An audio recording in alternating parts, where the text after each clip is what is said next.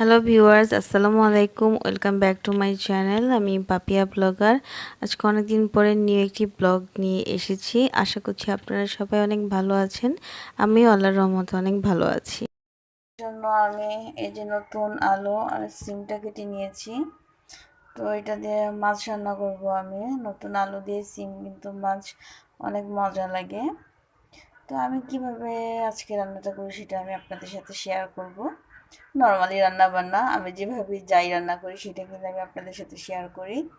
তো আজকে রেসিপিটাই থাকছে আমার ব্লগে, কিভাবে আমি সিম আলু আর টমেটো দিয়ে এই রান্নাটা করি। আর আমি আরেকটা করব, সেটা হচ্ছে বেগুন বেগুন ভাজবো, যেটা আমার খুবই খুবই পছন্দ। বেগুন ভাজা গরম ভাতের সাথে বেগুন ভাজা আর সিম আলুর নতুন সিম আলুর তরকারি, এটা কিন্তু আসলেই খুবই মজা লাগে। তো অনেকদিন পর কিন্তু আজকে আমি ব্লগ স্টার্ট করছি। অনেকদিন মিস গিয়েছে, আমি ব্লগ করতে পারিনি। তো কিছু সমস্যা ছিল, এর জন্য আমি ব্লগটা করতে পারিনি নিয়মিত। তো এখন থেকে ট্রাই করবো আমি নিয়মিত ব্লগ দেওয়ার। মাছটা ভিজিয়ে রেখেছি, এখন করে শুকিয়ে মানে এটা খোলার নামগন্ধ নেই। এবার একটু ভালো করে এটা ভিজিয়ে জানালাগুলো খুলে দিই। ঘরে কিন্তু রোদ আসলে খুবই ভালো লাগে। আমি সবসময় জানলা খুলে রাখি। মাছগুলো ছেড়ে দিই।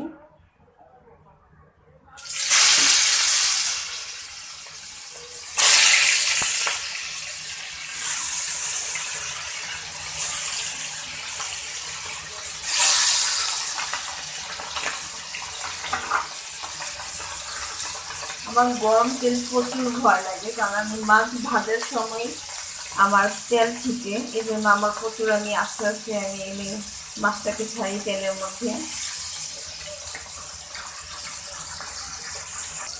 এখন মাছটাকে একটু উল্টিয়ে দেই আস্তে আস্তে, প্রচুর ভয় লাগে আমার।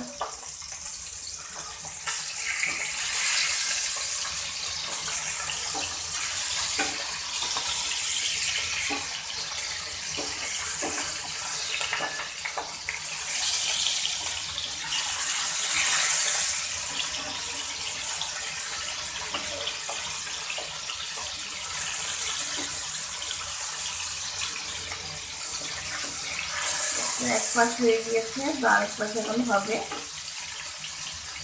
মাছটাকে আমি একটু অনেক ভাজা ভাজা করে ভাজবো, কারণ তাহলে এটা খুবই মজা লাগে সবজির সাথে।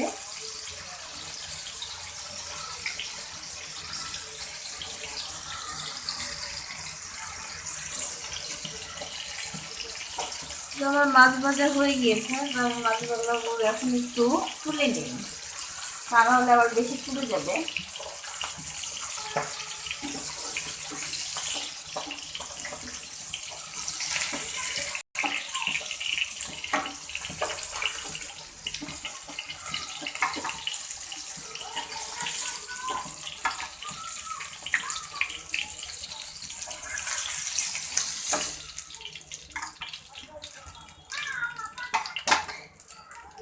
এই যে আমার মাছ ভাজা খুব ভালো করে ভাজা হয়ে গিয়েছে। তো আমি এখন মাছগুলো রান্না করে ফেলবো। আর যে তেল দিয়ে আমি ভাজলাম, সেই তেলের মধ্যে কিন্তু আমি তরকারিটা রান্না করবো, কিন্তু এই পাত্রটা চেঞ্জ করবো, কড়াইটার মধ্যে তরকারি রান্না হবে না।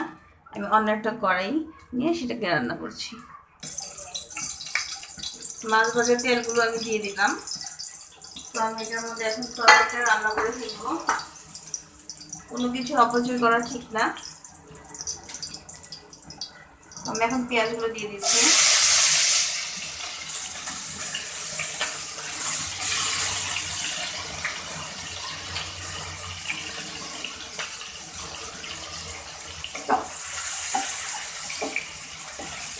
নেড়ে নিচ্ছি। আমি এর মধ্যে যা আছে সব কিছু আস্তে আস্তে করে দিয়ে দেবো, মশলা যা যা লাগে।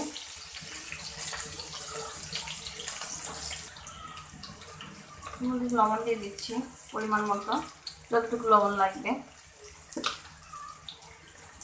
লবণ একটু কমাই দেওয়াই ভালো, কারণ হচ্ছে আবার বেশি লবণ হলে কিন্তু খেতে ভালো লাগে না। একটু কম হলে আপনারা ভাতে অল্প একটু লবণ দিয়ে খাবেন।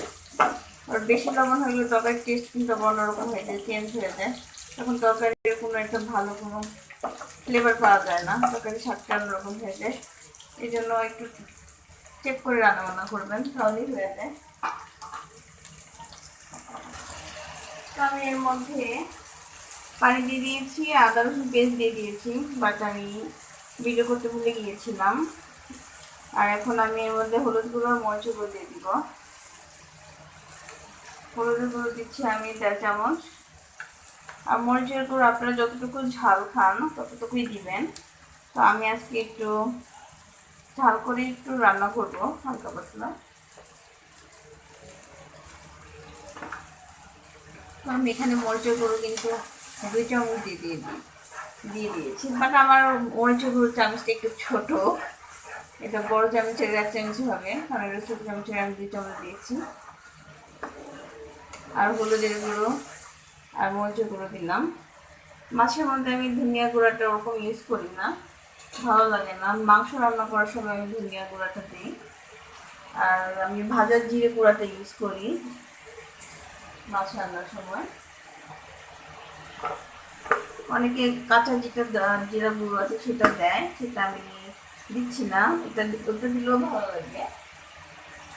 আর আমি শুধু হলুদ মরিচের গুঁড়ো দিলাম আর আদা রসুন পেস্ট দিলাম, সেটা দিয়ে আমি মশলাটা কষিয়ে নিচ্ছি।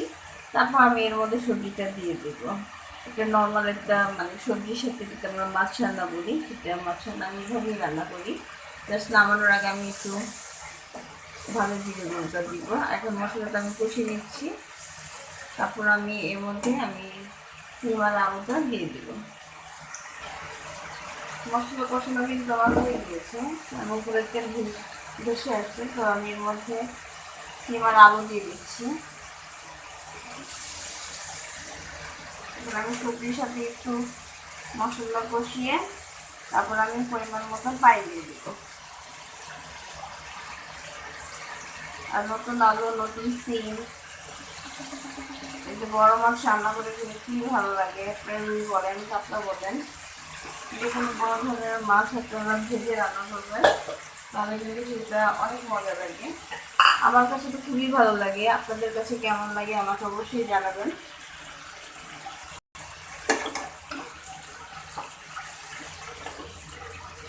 তো আমি এখন সিম আর আলু দিয়ে একটু কষিয়ে নিচ্ছি।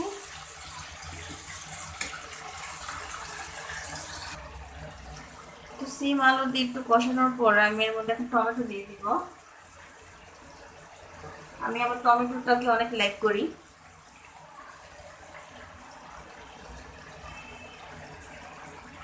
যে কোনো মাছের তরকারিতে টমেটো আমার খুবই ভালো লাগে। তো আমি এখন কাঁচামরিচ দিয়ে দিচ্ছি। তারপর এটাকে আমি একটু ভালোভাবে আবার একটু চুলায় রেখে তারপর আমি এখানে পানি দিব। আর এখনই পানি দিচ্ছি না, আমি মশলার সাথে টমেটোটাকেও খুবই ভালোভাবে কষিয়ে দিব।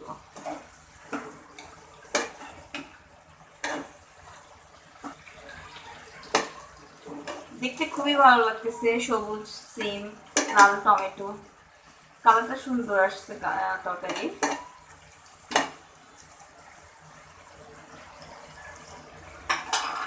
আমি এখন কষিয়ে নিচ্ছি।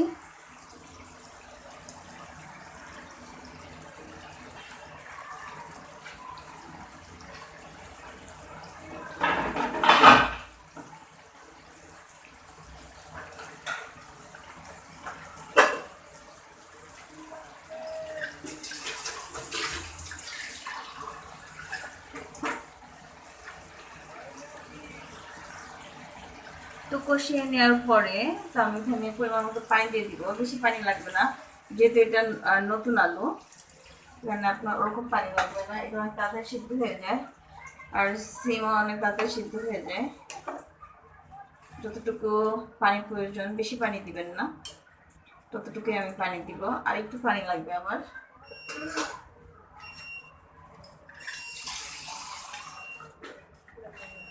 আর একটু পানি দিয়ে দিচ্ছি, আর পানি লাগবে না।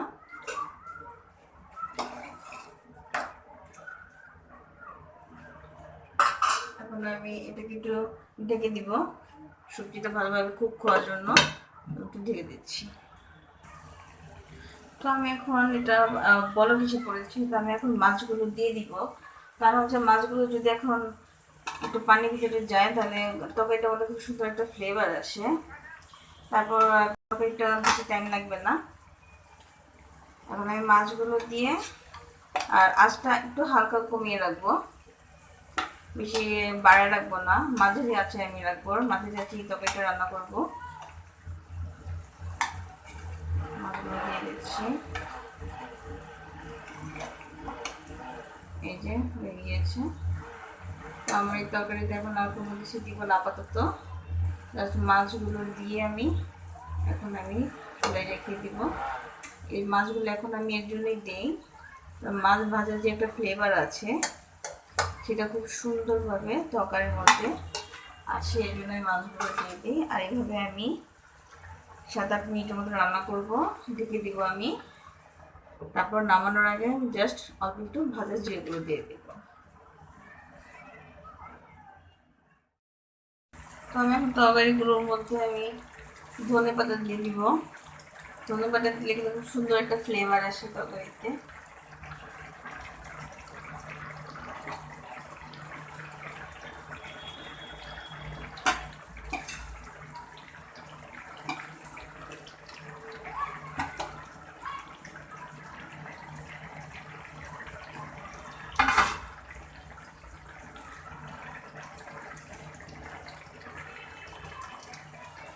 অলমোস্ট আমার তরকারি ডান, আর বেশি কিছু লাগবে না। এখন সুন্দর একটা ফ্লেভার বের হচ্ছে।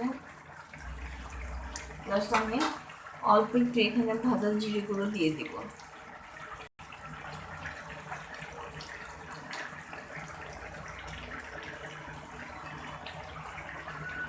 আপনারা ভাজা জিরে গুঁড়ো না খেলে না দিতে পারেন, জাস্ট আমার এই ফ্লেভারটা অনেক ভালো লাগে এই জন্য আমি দিই। আর টমেটো ধনেপাতা দিয়ে অনেকেই লাইক করে না ভাজা জিরে গুঁড়ো, বাট আমি একেবারে 1 চিমটির মতো দিই, আবার না দিলেও চলে।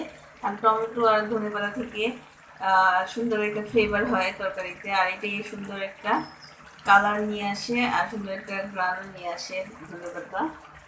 আমি অল্প একটু ভাজা জিরে গুঁড়ো দিয়ে দিচ্ছি।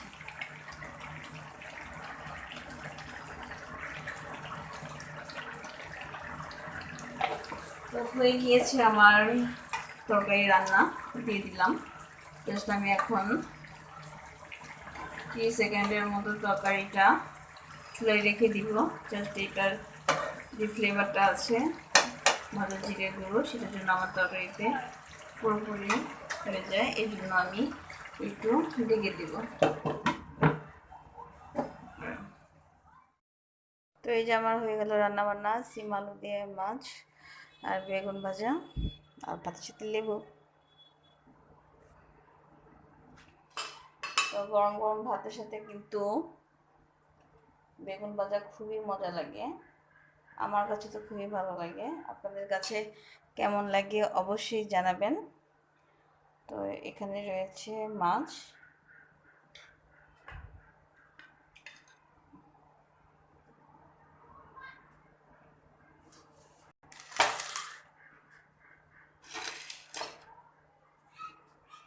খুবই সুন্দর একটা টমেটো সিমের গন্ধ বের হয়েছে, খুবই ভালো লাগতেছে।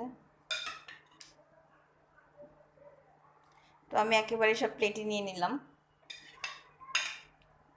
এটা আমার হাজব্যান্ডের প্লেট। ওকে একবারে আমি সব।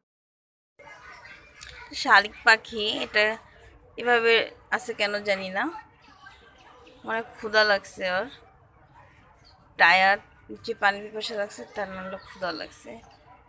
আমার জন্য একটু খাবার রাখি বারান্দায়, ওর প্রয়োজন হলে এসে খেয়ে যাবে। তো আমি একটু ভাত রেখে দিতেছি, কারণ পাখিরা এসে এখানে ভাত রেখে দিয়ে ওরা এসে খেয়ে যায়। আর পাখিটা নড়তে চড়তেছে না, বিরক্ত লাগতেছে, ওকে টায়ার্ড না ওর ক্ষুধা লাগছে না ওর পানি পিপাসা লাগছে, কিছুই বুঝতেছি না। ও আসবে, এই যে ডাকলাম একটু পাখিটাকে। যে বছরের শেষ দিন একারে যা একারে কুয়াই দিছে দিয়ে কুয়াই চলে যাই না আর ভালো লাগে না এই নতুন রান্না শুরু করো। এটা হচ্ছে বড়ি ভর্তা, এটা আমার খুবই পছন্দের। তো এখানে আমি যা যা দিয়েছি, এখানে বড়ি আর অল্প একটু লবণ, চিনি আর কাঁচামরিচ, ধনেপাতা আর অল্প একটু তেঁতুল, আমি সবগুলো একসাথে সব উপকরণ আমি ব্লেন্ডারে দিয়ে দিয়েছি। তো ব্লেন্ডারে কিন্তু আমি ভর্তাটা বানিয়েছি, কারণ শিলপাটে প্রচুর কষ্ট হয়। এটা যদি আপনার ব্লেন্ডারে বানান, খুবই ইজিভাবে এই মজাদার ভর্তাটা আপনারা খেতে পারেন। তো আমার তো খুবই পছন্দের, আপনারা ট্রাই করবেন। তো আমি এখন খাচ্ছি। তো আজকের মতো ব্লগটি এখানেই শেষ করছি। আশা করছি সবার ব্লগটি অনেক ভালো লেগেছে। অবশ্যই আমার চ্যানেলটিকে লাইক করবেন, কমেন্টস করবেন আর সাবস্ক্রাইব করবেন। তো সবাই ভালো থাকবেন, সুস্থ থাকবেন। আল্লাহ হাফেজ।